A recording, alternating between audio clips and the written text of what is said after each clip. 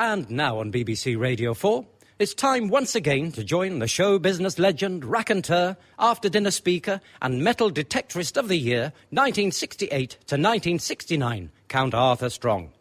Still a keen metal detectorist to this day, Count Arthur has just finished one of his most successful seasons, finding some 200 weight of galvanised zinc, 3 stones of lead, 11 pounds of copper wire and a plug for the bathroom sink.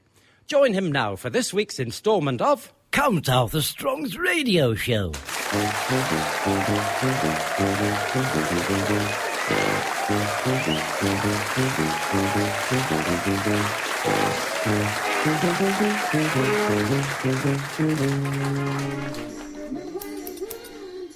Morning, Danny. I'll tell you something, they're asking for trouble if they don't sort that. Who are you? You're not Danny. In fact, not only are you not Danny, you're a good foot taller than he usually is. Why on earth would you think no one would notice that? Well, I didn't. I'm standing in for him for a couple of days. He's got flu. Oh, are you? Well, that's just as well, isn't it? I presume you are familiar with a short crack and sides? I should think so. If you'd like to take a seat, I'll be with you shortly. Right. Oh, dear. Tell Danny he wants to get some decent magazines as well. You get better ones than this at the doctor's, and I'm not even poorly. Let's have a look. See who's been writing to the agonising aunt. My husband and me have been back from our honeymoon a fortnight, and in all that time, he won't let me have the remote controls for the telly. What can I do? Well, for a start, you can get 2 tellies, you watch it in the kitchen, and stop bothering me. Stop bothering him. You dozy so. Would you like to sit in a chair? It would make sense, wouldn't it? Day off, is it, today? No, it is not a day off. Why do you always say that in barbers? Is that what they teach you at haircut college? Eh? When someone comes in for a trim, ask them if they've got a day off. Dear, oh dear, it drives me to disruption, does that? I'll tell you something else. If I was having a day off, I wouldn't be spending it in here. Kind of day off's that, surrounded by the dead hair of others. If I was having a day off, I'd be off somewhere, seeing something new, doing something I haven't done before, like jump off a crane screaming with elastic tied to your foot. Spongy jumping. You know, you want to live a little, you do, if you think this is a day off. Sorry I asked. Well, what can I do for you today? I want my hair cut, of course. What do people normally want when they come in a barber's? Half a pound of liver and some sweetbreads. Although that's not a bad idea, now I've said it out loud. Combining the two in these hard times. Yes, if you had any enterprise about you, you'd be looking into that. You could get a freezer cabinet in here, stock it up with meat. I'm not talking about full-scale butchery. I mean, you couldn't have someone in here sewing a carcass up, for instance. Here, now, I have a friend who is a very close personal butcher of mine. He might be interested in taking it on as a franchise. Hey, you could call it Hairy Meat Cuts. And you wouldn't need to put any brill cream on the heads because of all the fat that would be in the air. Well, I'm only filling in for a day or two. It's not my salon. Oh, for crying out loud. Stand up and be discounted for once in your life, will you? I bet Danny would be thrilled to pieces if when he came back there was a freezer full of offal standing in the corner, quietly humming away. He might even take you on permanent, you know, for showing some initiativity. I doubt it somehow. Well, you know, take it or leave it. I've just offered you a glimpse of a whole wide world of meat opportunity knocking on your doorstep. So, how would you like me to cut your hair today? I've told you, short back and short sides. And listen, you better do a good job of it. I have a very important appointment after here with the top head of an publishing company. I don't want to turn up looking like the last of the Mohicans has been dragged through a hedgehog sideways. A publishing company? Yeah, you a writer, then? It's one of the many strings to my collection of string I have. Where you probably recognise me from, though, is my many profuse abundance of television appearances on the TV, isn't it? It'll be probably from Softly Softly or something, I would imagine. I get that all the time. People thinking they know me. Yes, it's become something of a level crossing I have to bear. Sometimes I feel as though I'm trapped by my own salary. What's Softly Softly? Softly Softly was a spin-off from Z-Cars. What's Z-Cars? Z Victor 1 to BD, Z-Cars. Chief Inspector Barlow. I've never heard of it. You were in that, were you? Yes, I was. I played Brian Blessed in it. Oh, right, I'll have to keep an eye out for it. It might still be on one of the cable channels, you never know. Anyway, stop listening to me, will you? Just concentrate on doing a good job of my short front and tops.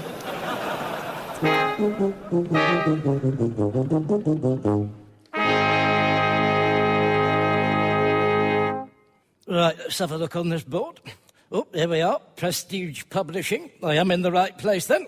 Right, onward and upward. Good morning. Good morning. I have an appointment. Right, who is? I thought you might ask me that. That's why I took the precaution of writing it down on a piece of piece of paper. There we are. Basildon Bond. I'm his 11 o'clock. I think you'll find that's the watermark on the paper. Who is? Basildon Bond. It's the watermark. They sort of embossed the name into the paper. Well, there's no right to. I thought my eyes were going. And I bought that writing pad in good faith, as new. I don't want somebody else's doodles all over it. The paper people could find themselves in very hot water over this, selling second-hand paper as new. It's recycling gone mad. There is some writing on the other side, on the back. Is there? All right, that's it. I'm not having that. Somebody's scrawled all over it. Look at that. Packet of Jaffa Cakes, Rebecca Peters, 11 o'clock, Prestige Publishers, toilet roll. It's some idiot shopping list, is that? Right, that is it. I shall be instructing solicitors forthwith. But that's us. What is? Prestige Publishers. That's us. Rebecca Peters works here. Is that not your writing, then? Is it? I do have a pen that colour black as it goes. Well, anyway, whose ever writing it is, there's still the outstanding matter of Basildon Brush writing on the other side of it. I'll not let that drop, the bloody thing. They carry all sorts of diseases, you know, brushes. They've moved into all the towns as well, pulling the bloody bin bags out in the dead of night. Boom, boom. I don't think. Okie dokie, so you're here to see Rebecca Peters at 11 o'clock? Apparently so. If you'd like to take a seat, I'll let her know you're here.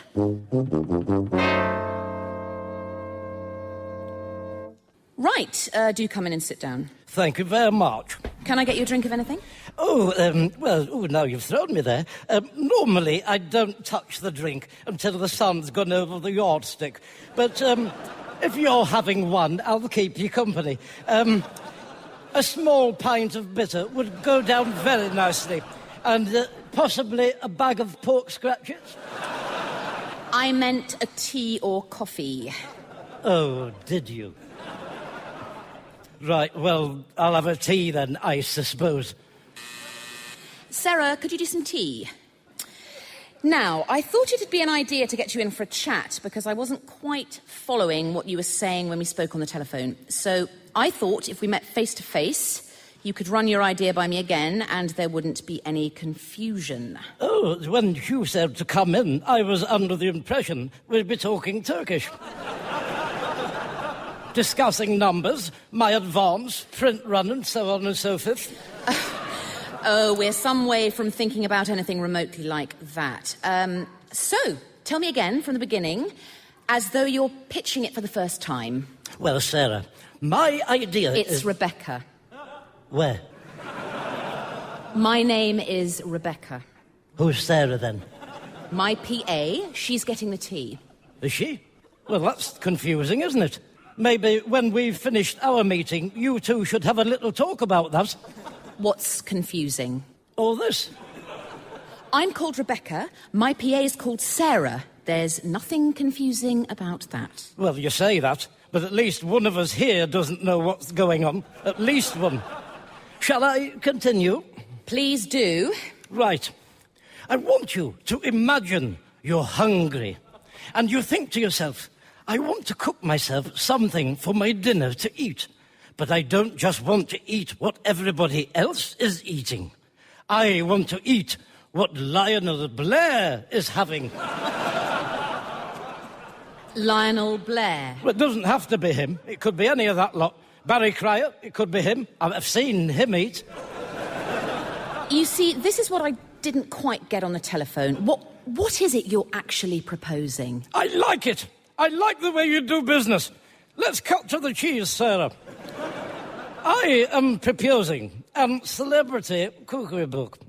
Cookery book. Celebrity cookery book. Cookery book. A cookery book. Cookery book. What are you talking about? A celebrity cookery book. You know, with recipes in it, for crying out loud. What's up with you? Hey? You know, so if you want to feel a bit special one night, you can look up your favourite star off the television or the films and see what they're having on a Tuesday, say, and have the same to eat as them. Oh, imagine the conversations the next day. Oh, yes, I had a lovely bit of tongue with Des O'Connor. I mean, that's got to make you feel $100, hasn't it? You mentioned a charity aspect on the telephone. Oh, you remembered that, did you? Well, in that case, some of the money will go to charity. It can't all go to charity, because that would be stupid. I mean, I feel as sorry for them as the rest of us do. But come on, we've all got to eat. You know, we've all got our hard luck stories, haven't we, Sandra? I mean, you wouldn't know it to look at me. But when I was born, I had the umbilical round my neck. Now then, but you don't hear me going on about it night and day, do you? Parading up and down the street, banging a dustbin lid. No, I just get on with my life, and I never, ever, ever mention it that much. Some days. So, bearing none of that in mind, do you feel an advance coming on? So how do you find out who eats what, when? Don't worry about that. I'm a personal acquaintance of most of the people I know. They'll be queuing up to do it in a line. So give me an idea of the calibre of TV and film stars you have in mind. Well, it could be any one of hundreds of them. And frankly, over the years, I must have eaten most of the top stars. Anita Harris. Do you know, I've never seen one woman put away so much whitebait. Dear, oh dear, I didn't know which way to look. It was like something out of Gulliver's Travels, shoveling them in. Mind you, they are tiny though, aren't they, whitebait? I mean, if you had them for a main course, you'd literally have to eat millions and millions of them. Right, I think I'm going to have a good think about this, and I'll certainly be telling my partners about you. Well, don't take too long, because there are other interested parties interested. So, my chicory bark won't be on the table forever, if you'll pardon the pun. What pun? You know, cookery bark, whatever it is, on the table. Come on, be honest. Oh, I'm full of things like that. So my book will have lots of humour in it as well. Lots of jokes about food. Spotted Dick, that's quite funny, isn't it? Eh? Like they say about cream cakes, nauseating but nice. Oh, don't get me started, Sarah. We'll be going all night, have a wide dearth of ideas. Well, it's been very illuminating to meet you. Well, like I say, if you take too long, I might have to accept one of the other offers. I'm going to a meeting straight after this with a big kitchen manufacturer who is courting me to endorse a range of their products. Because with my name on anything, it would fly off the handle. Of the shelf. Well, it's been lovely to meet you. Yeah, I'm not going yet. I haven't had my tea. See, I tried to tell you. That's your fault, is that? If I'd have had a pint of bitter, that would have been gone by now. I can drink a pint of bitter in under a second or less. Well, remember that for when I come in to sign my contract. Get a party 7 in. And then we could do a spin-off on what I eat in a typical week for my breakfast, dinner and tea. And then someone could eat me for a whole week. I wonder what I eat. I know, I'll start writing it down in an edible diary. Hey, eat your heart out, huge furry whipping stool. There's a new head on the chopping block. Right, well, I must get on. Yes, what time is it? 12:15. Blimey, I'd better get down to the shopping centre, my next meeting. Yes, hear what kind of offer they're going to do to me on the table. Anyway, lovely to meet you, Susanna. Don't forget, she who hesitates gets the early worms in a bush.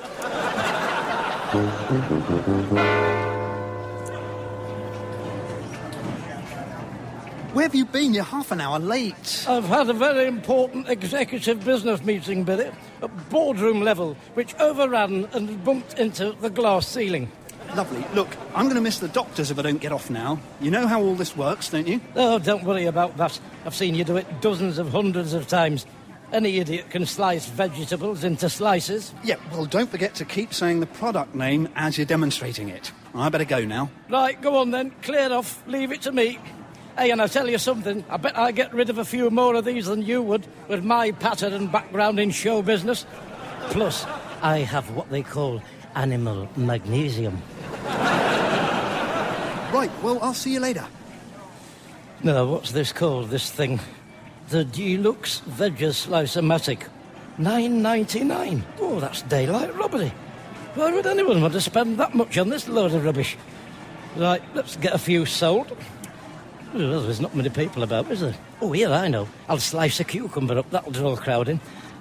Get that and stick that on it. All right, where's my cucumber?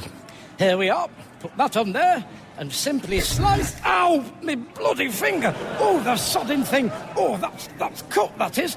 Dear, oh dear. You did that wrong. What? That's not how he does it. And how would you know? Well, because I sit down here every day for a rest on my way to the paper shop and back.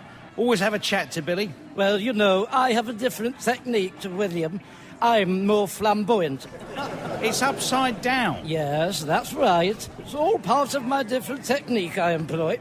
You're dripping blood all over your cucumber. Oh, sod it. He keeps some plasters under the counter. Thank you very much. I do know that. Don't let me keep you. Noel. Oh, just get the plaster on my finger. Oh, right, start again. I'll turn that the other way round this time. Oh, look, there's a couple watching. I'll give them a bit of patter. That's right, dear. Gather round. Don't be shy.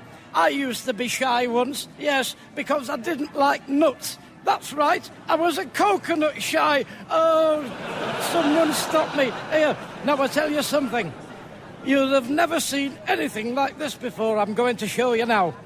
First of all, you take your cucumber. Of course, it doesn't have to be a cucumber. It can be, well, I can't think of another vegetable at this precise moment. But you can use your imagination to conjure up one that isn't a cucumber.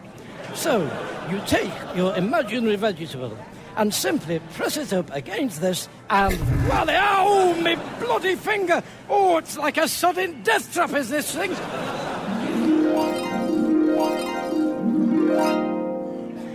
So, simply take your chosen vegetable. In my case, I tend to favour the cucumber. There is something quintessentially English about a cucumber, I always think. Must be the way it looks. So anyway, take this sodding thing, stick it up against this, and with just a simple flick of the... Ow! I've cut myself again. I've only got one bloody plaster left. So who wants one then? Come on, a bargain, $9.99. I might not be here tomorrow. I'll be in the sodden hospital having a blood confusion. Hello, Arthur, what you doing? I'm Harry carrying myself, one finger at a time. Hey, what does it look like? Where's Billy? What is this, the Spanish indigestion?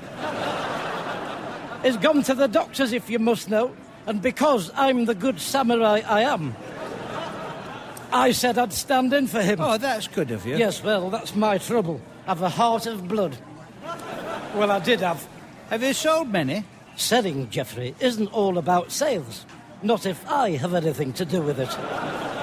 I'm doing all the spade work, sowing the seed so that everyone that walked past me earlier will now be thinking, do you know, I think I'll purchase one of those finger slicers that celebrity was demonstrating on my way back. Yes, that's when I'll start racking my sales up. Oh, look, there's two of them now. They've walked past me before, this pair. Look, he's got 4 plasters on now.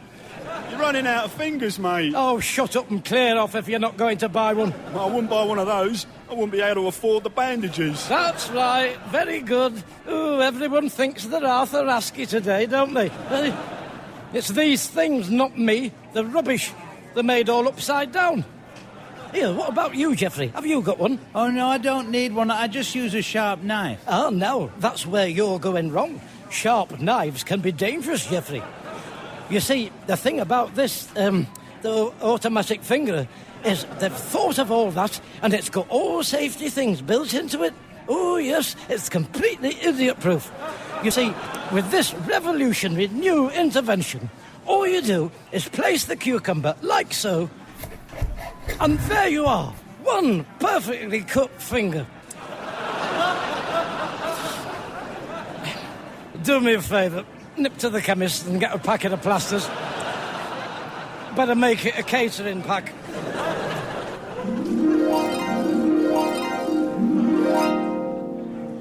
Here's your tea, Arthur. It was 90 pence. All right, all right. Dear, oh dear, you'd have the coins off me eyes, you, wouldn't you? Hey, I'll pay you it when I get me wages, when Billy comes back.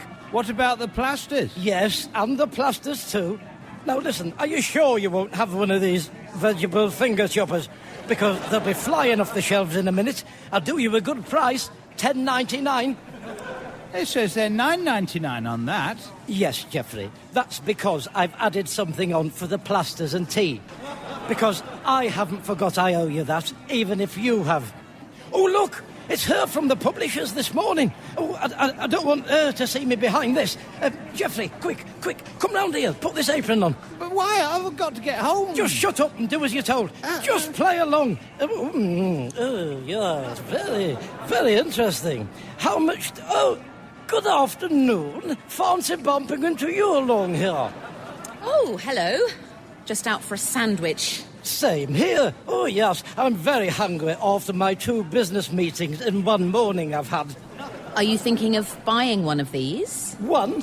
Oh, very amusing. Yes, that's very droll, Sandy. I'm thinking more in the thousands. Are you? Shut up. Please. You see, this may be the appliance I endorse. And once my name's on, it will be flying out the window. Look what happened to George Formby. He's made a fortune with that barbecue grill that cooks fat. Hey, just the way you like it. Ooh, shame he's not still around to enjoy it. Yes, they didn't think that through, did they? What have you done to your hand? Nothing. You've got a plaster on every finger. Oh, yes, I'm with you now. I trapped them in next door's letterbox, or an excuse to that effect. So, Jeff... Oh, excuse me, Sandra. I must still have a bit of sandwich in my mouth. Jeff! That's how I cough. It's like I'm saying a name, isn't it, almost? Jeff! That's better. Probably a bit of dungeon meat wedged in my thorax. You, whose name sounds like coffin, talk me through how you were telling me this works again, would you? What, me? Yes, you idiot. If you are an idiot. I would have no way of knowing that, of course. Well, the Vegislicer-matic makes life in the kitchen a breeze. With its innovative design and 6 cutting blades... How do you know all that? It's on the box. Is it? I never saw that. All right then, clever clogs. Let's see you slice something up then. See how you get on with that. Here, this'll be worth watching, Sandra. Go on then. Do a cucumber. Watch this. If you want to slice a cucumber up, simply place the cucumber onto the patented Easy Slide guide and move backwards and forwards lightly in a soaring motion. Ooh, how are you doing that? Oh, it's easy. Let me have a look at your finger. Not a mark. Look at that. What were you expecting to see? I just wondered if he was wearing a ring, because that wouldn't be very unhygienic, would it, if he was? Well, I'm not. I can see that. That is abundantly clear, thank you. Why do you have to keep chipping in? Well, are you going to place an order for any, do you think? Oh, yes, I think I might. I'll take 1,000. Really? No. Yes. In fact, make it 2,000. Why not? We'll make twice as much. Arthur, Jeff, what's going on? You'll never guess, Billy. Arthur has just placed an order for 2,000 veggie slice-o-matics. Have you? No. Yes. He's going to endorse them like George Formby, aren't you, Arthur? What have I told you about butting in all the time? Well, why are you on the stall? I don't know. Why is he on the stall? Oh, what are you asking me for? I am just the Cookery back writer who wants to endorse this wonderful invention. What's a Cookery back? I think he means cookery book. Anyway, I'd better leave you all to it. It's all becoming a little too involved for me. Righto then, lovely to run into you again. Get your people to speak to my people, and then we'll ask them what they said, and they can tell us that. Now, about my 200 of these. You said 2,000. No. Yes. Oh, shut up.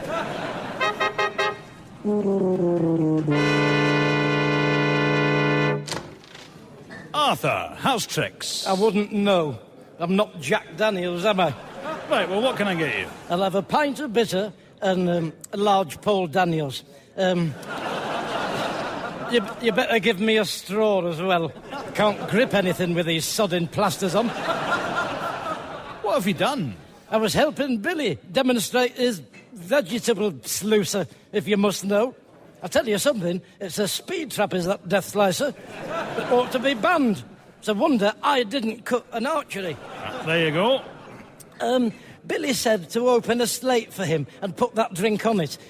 For all the help I've been to him today, it's just packing up a big order up. Here, Jack, you don't want to buy one, do you? A slice of finger. Only I think it looks like I might be able to unexpectedly get my hands on a couple of thousand.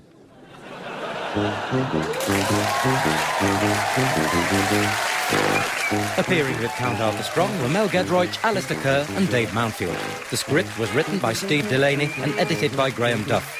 Count Arthur Strong's radio show was recorded live at Comedia Bath, is produced by John Leonard and Mark Radcliffe, and is a joint Comedia Entertainment and Smooth Operations production.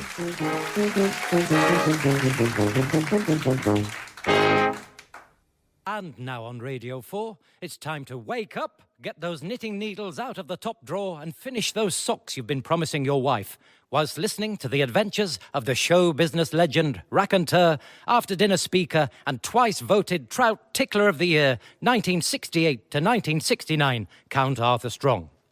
Steadfastly refusing to eat any of the trout he tickles, Count Arthur Strong says in his own words, "Just to hear a trout laughing is enough for me." Join him now for this week's instalment of Count Arthur Strong's radio show.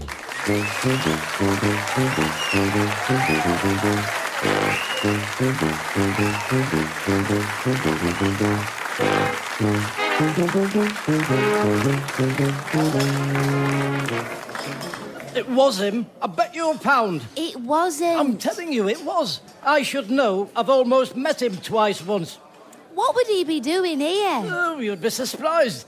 He might have come to live amongst his subjects for a bit before the Queen abdicates, and he has the full mantle of office thrust upon him, because it'll all be changed then.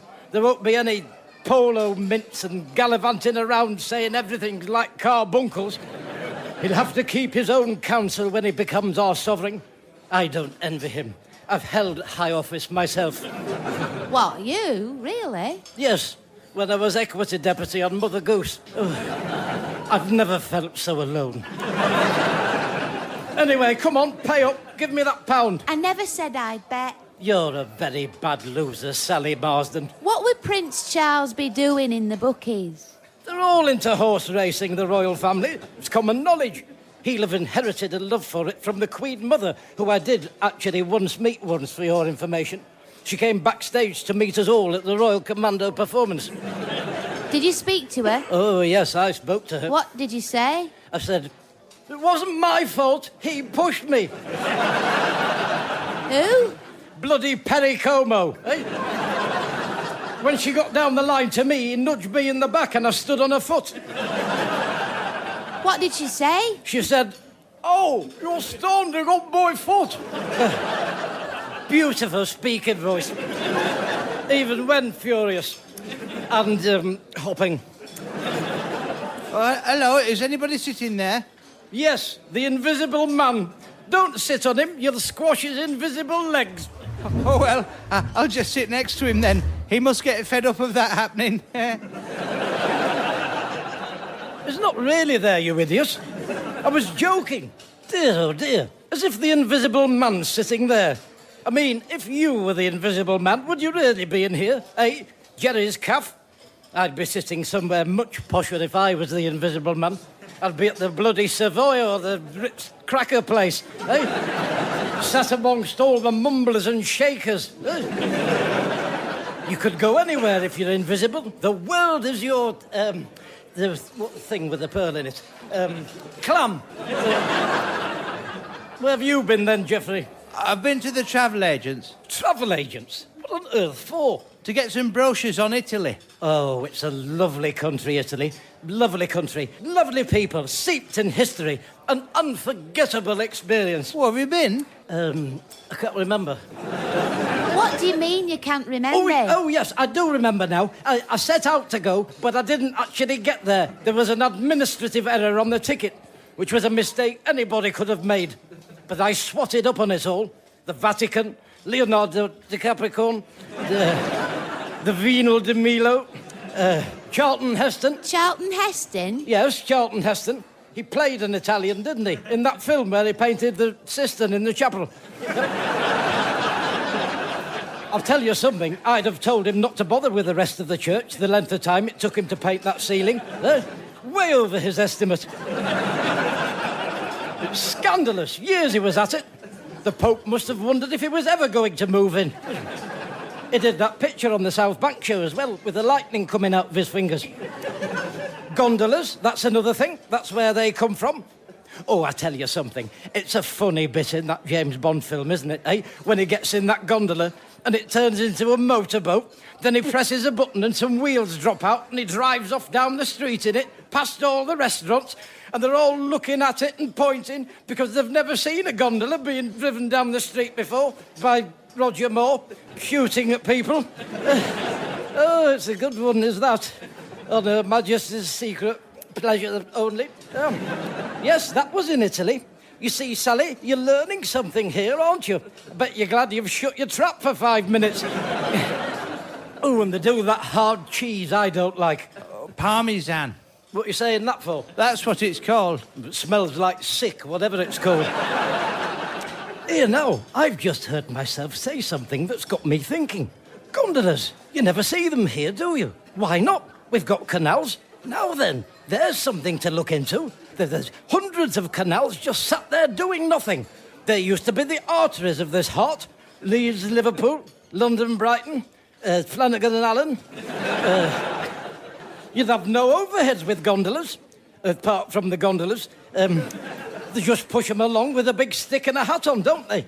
All right, you'd have to lay out for the hats and the sticks. Oh, and the gondolas. But, you know, a proper freelance gondolier should have his own stick, shouldn't he? Hey, he might even have his own gondola. Well, I'll put that on the advert. Must have own sticks, hat and gondola. Oh, mind you, I might be prepared to provide the hats. I'm not a tyrant. You know, I might phone the Dragon's Den up about that. That's just the sort of thing they go for. I'd choose Duncan and Peter for that, because Peter would be able to do all the telecom side of it all with his contacts on the infranet. And Duncan has... which one's Duncan? The Scottish one with the health clubs. Oh, no, I don't want him. What does he know about cannibals? Of canals. Mind you, when we got going, he could supply the ice creams, couldn't he? He's got an ice cream van, I remember him saying on one. Hey, cornetto, that's another Italian thing. Anyway, to be on the safe side, I'll have the dragon at this end that strokes his beard. John someone. James. Ooh, clever clog. I knew it was one of the apostles. I like him. He's very good looking and I think he's nice to them all. Nice to them all. Ooh, you've got a lot to learn about big business and high-five Nance, haven't you? Well, I don't think you have to be nasty to be successful. I'm not saying be nasty, you big idiot, but sometimes we've got to cut to the cheese, haven't we? We can't be nodding our heads politely at people in the Dragon's Lair while we're losing millions on our stocks and shares. Time is money, Penny, eh? Speaking of which, I've got a jumper to take back. Have you finished your tea, Geoffrey? Nearly. Right, put your brochures away. You can come with me. I might need a backup if they turn nasty at the charity shop.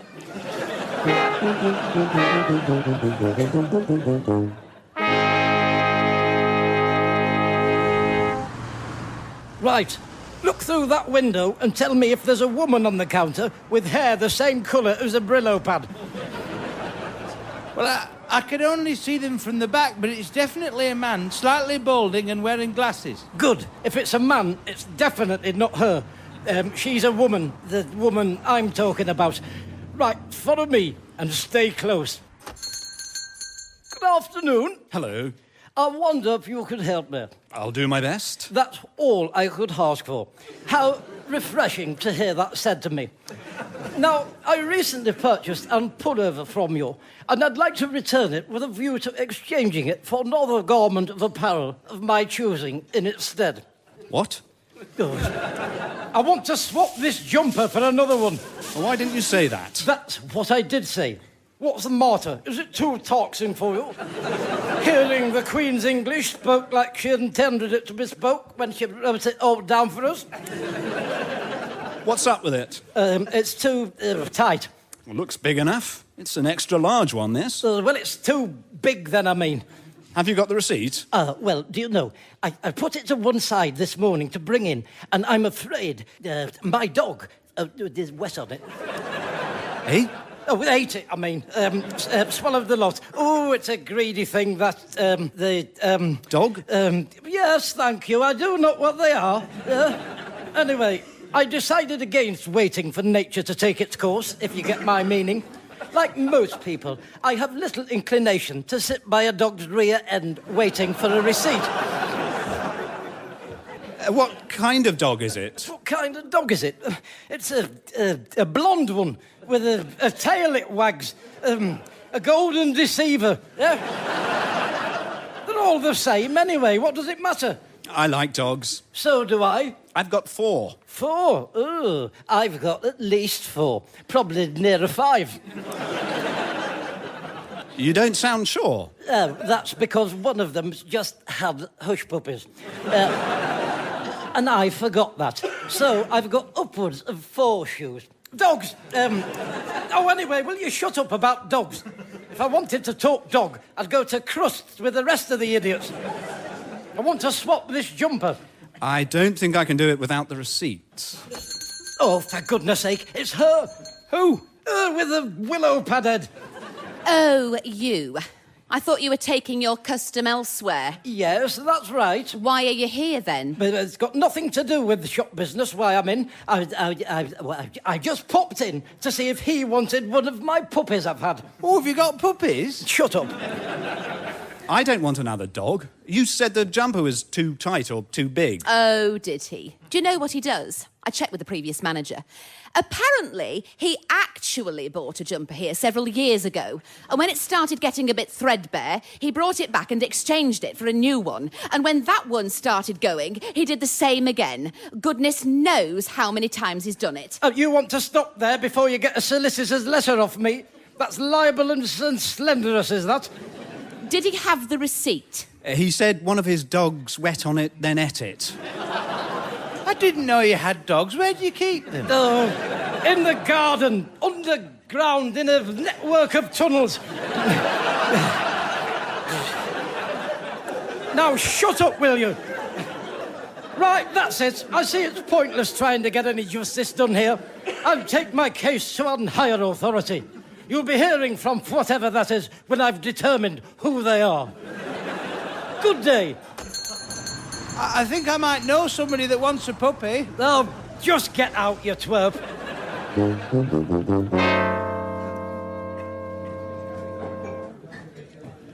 And we'll get him with the van on Dragon's Den to do the ice creams, Jack, so it all dovetails wonderfully. Yes, that sounds interesting. So how much working capital do you want to contribute to it, then? Well, I'd have to give it some thought. Don't take too long. Big business moves fast. You know what they say? When opportunity knocks, you should grasp it by both ears, because the chances are that lightning won't strike twice in the same place, unless you're under a tree on a golf course like I was. So, you know, you don't want to miss a missed opportunity gone knocking, do you? Eh? You want to come with me and get hit by lightning. Here you go. 1 pint of bitter, £2.40. Oh, I tell you what, Jack, take it off whatever you decide to put in my gondola's idea, eh? Then that keeps things straightforward, doesn't it? We know where we are if we do it that way. Oh, hello. Twice in one day. Somebody up there likes me. Not at all. Hello, Arthur. What can I get you, Sally Love? Glass of white wine, please, Jack. Did you get your jumper changed? No, I didn't. Why? Because the shop was full of idiots. That's why, including Geoffrey.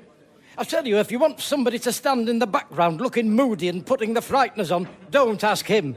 He lives in a dream world. Where is he? He's gone to see if a friend of his wants one of my puppies I haven't got. What? Oh, it's just something I was saying in the charity shop. He got completely stuck to the wrong end of the stick. Sounds like it. So what happens if this friend wants a puppy then, if you don't have any? Well, if he's desperate, I don't mind being the middleman for the slice of the action. You see, that's the thing about me, Sally. I'm an enabler. Yeah? I put people and dogs together. Why wouldn't they change your jumper then? Because the old pan scrubber in the shop has it in for me. Ever since what happened last time. What's wrong with it? Oh, never mind what's wrong with it. It doesn't matter what's wrong with it. It's unfit for human constriction. But that's not the point. There's a principle involved here. I've a good mind to seek legal advice. That'd show them. In fact, I will. I'll pop in the Citizens Advice Brigade on the way to get me meat. See what they say about my character being deformed. Oh, Arthur, Eric says he does want one of your puppies. Oh.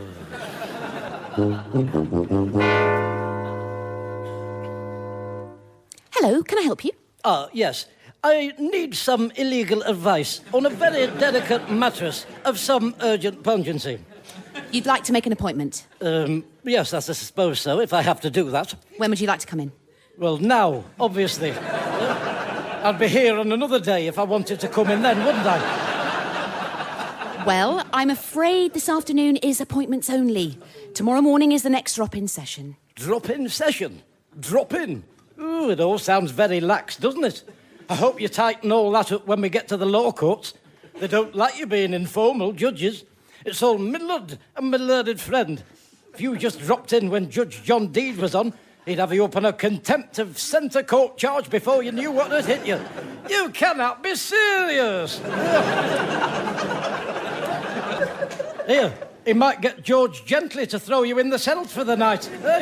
So you want to look at that approach? Oh, listen to me. I'm giving you advice.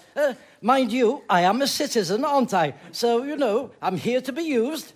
Will there be anything else? No thanks. I don't think so. No, look.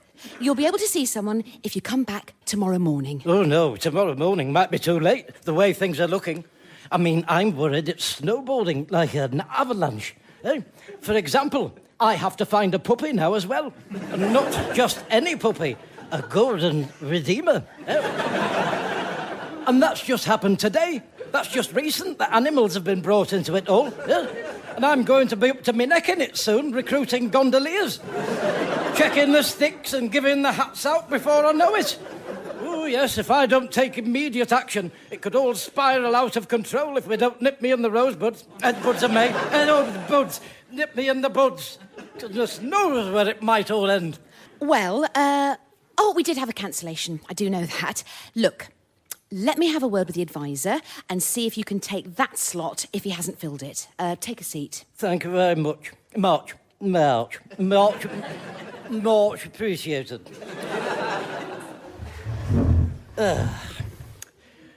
All right. Yes, thanks. Here for some advice, are you? Yes, I am. Thought so. How about you? How about me, what? You here for some advice? Yeah. There you go. There you go, what? I was right. Right about what? You're here for some advice. It's the Citizens Advice Bureau, isn't it? Why else would I be here? I don't know why else you'd be here. You should know that. Lists, that's what you want. What? Get everything down on a list. Keep it in your pocket. Then you wouldn't have to ask a perfect stranger why else you'd be here. You just look at your list. Are you here for advice yourself, then? Well, it's more clarification with me rather than actual advice. Clarification or the point of law. I mean, if I do decide to take it to court, I will be representing myself. I won't need this lot for that. Why? You a lawyer, then? Well, not in so many words. I've not gone through the official channels, but I know my way around the legal system. Don't you worry about that. I've spent many hours in a courtroom. Have you ever watched Crown Court? What do you mean, watched it? I've been in the Crown Court. I was a barrister in that, straight out of chambers. The wig, the gown, the lot. I kept my own trousers on, though. Nobody can see your legs behind those benches. I could have been in my underpants for all they knew. Yeah. Anyway, I learned a lot about the ins and outs of it all doing my stint in the courtroom on that. What, so you're a brief, then? The brief what? A brief, a barrister. Oh, I see you're using the vernacular, like in the Sweeney. I thought you meant a fleeting moment in time. The merest second. Here today, there tomorrow. But to answer your question, I was wearing my briefs in Crown Court. Listen, supposing I had a friend who'd met someone in a pub and this bloke had given my friend something to look after and someone stitched up my friend and the police came round and found this thing and this thing had been stolen and now my friend is up on a charge. Pub? What? You said pub? Yeah? Which pub are you talking about? The Red Lion. What, on Harris Street? Yeah. Oh, I won't go in there now. It's full of villains. Ooh. Yes, it's a very dodgy place, is that? And the beer's rubbish. It's gone right down the nick since that new lot took over. Really? Oh, yes, it's a real dive these days. It's common knowledge. It's a den of thieves. I'm the landlord. Oh, how lovely to meet you. A small world, isn't it?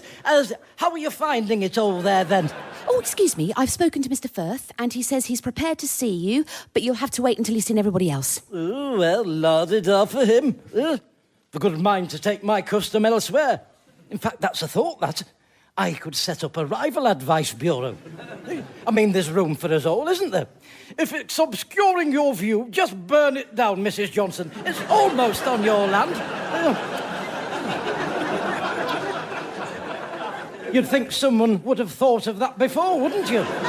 Oh, Crown Court. I was telling you all about that, wasn't I? Oh, do you know, I can remember that courtroom scene as though it were tomorrow. When I stood up to address the judge and jury, you could drop a pincushion and hear it. They were supposed to find the defendant guilty as charged and be sentenced to be hung by the neck till death us do part. But they do say I was so convincing in my address to the jury that I got him off. And in all the courtroom scenes, in all the episodes of Crown Court, that had never happened before. The jury went against the script. And that was me, was that? I was the first. I don't think it's been done since, neither. In fact, I remember the director saying at the time, now I come to think of it, that something like that would never be repeated as long as he'd lived. Oh, yes. I'm so surprised they didn't make me a regular in that. Yeah, mystery. Right, you can go in now, Mr. Smith. Nice one. All the best, mate. Good luck. It'll need it with a story like that, eh? He's as guilty as my long arm is long, that one. Yeah. He's got guilty written all over his head. You see, you've got to be able to read people in this game. It's no good just taking everything they say at face value.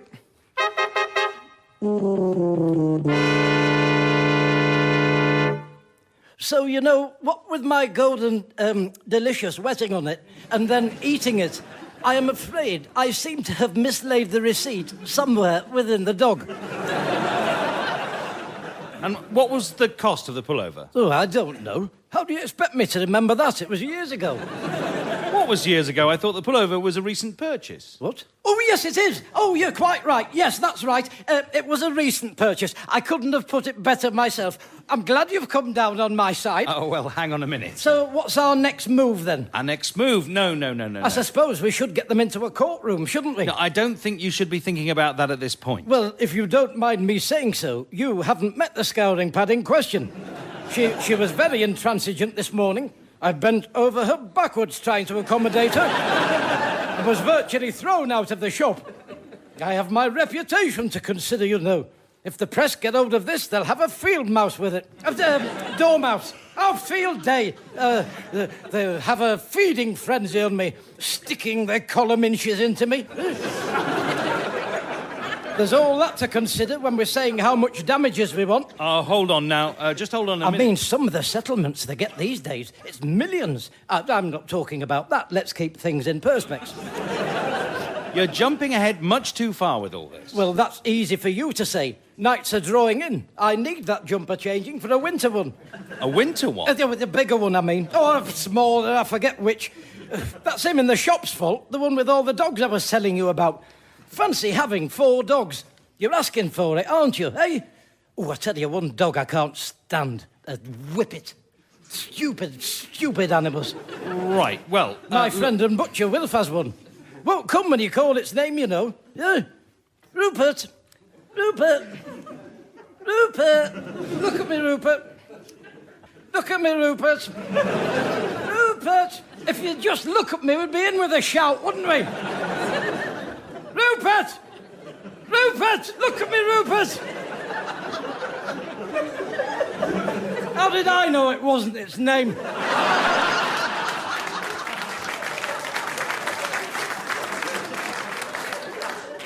What kind of name is Daniel for a dog, anyway?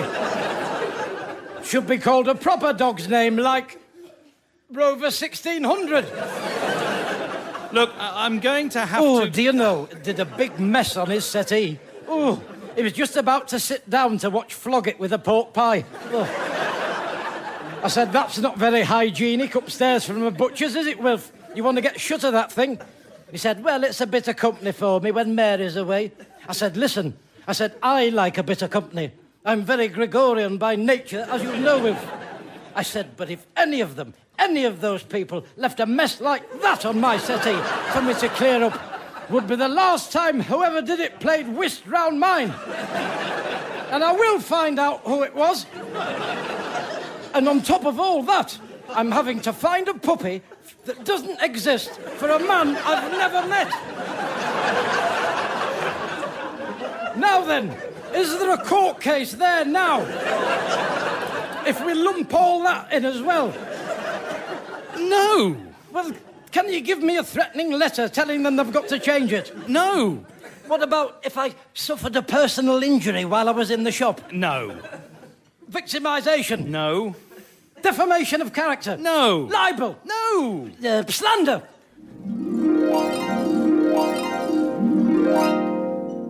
Treason? No. High treason? No. Speeding? No. Not wearing a seatbelt! We've got them there! Not one of them had a seatbelt on! No. No. Are you sure? Yes! Yes, I am. I'm absolutely certain. I don't suppose you know anyone that's got any puppies they don't want. No! So, what's our next step then?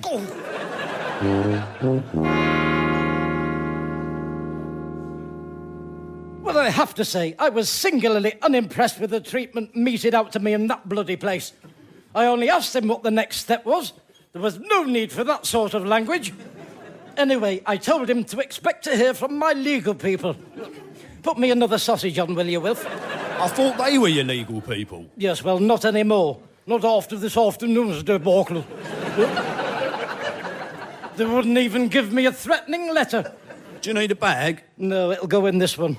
Which one? This one I'm holding. Where's my bag gone? I thought that was in my hand. Did I come in with a bag? No, I don't think you did. Oh, for crying out loudly. I must have left the sodding thing in the citizen's advice. Well, you can have one of these. My jumper's in that carrier. Exhibit A, the cornerstone of my defence. My case will collapse without that. I'll be left in and out of court. Oh, that's it. I've had enough. He can keep the bloody thing. Good luck to him. It only costs 20 pence anyway. To tell you the truth, Wilf, I'm more bothered about the bag. It was supposed to be a bag for life, was that? Will they let me have another one?